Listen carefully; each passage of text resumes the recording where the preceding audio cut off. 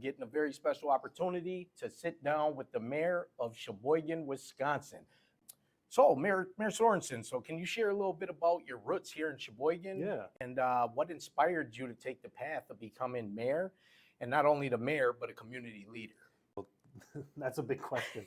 So I was born and raised in Sheboygan on the south side.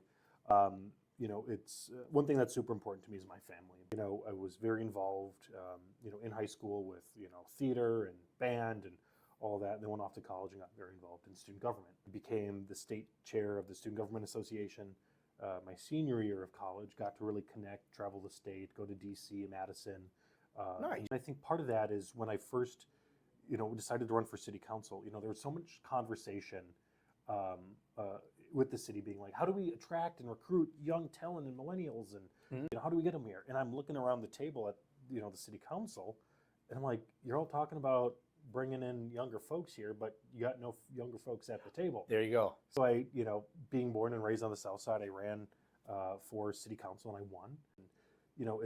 It's a hard feeling to explain, but being mayor of your hometown, it's extremely special. It's something that I get motivated by to make my hometown a better place.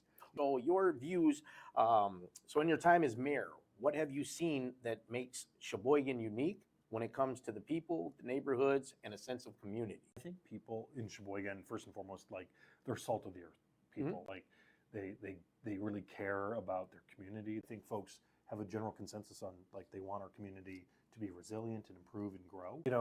I think a lot of folks know one of my policy passions is housing.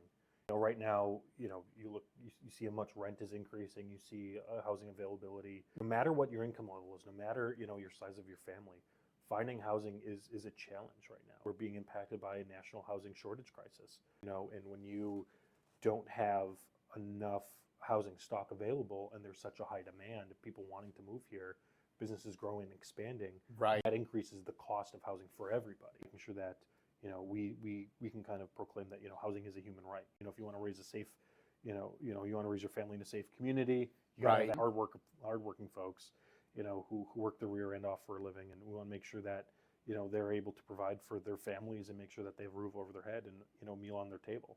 We have to build 5,200 housing units in the next 5 years.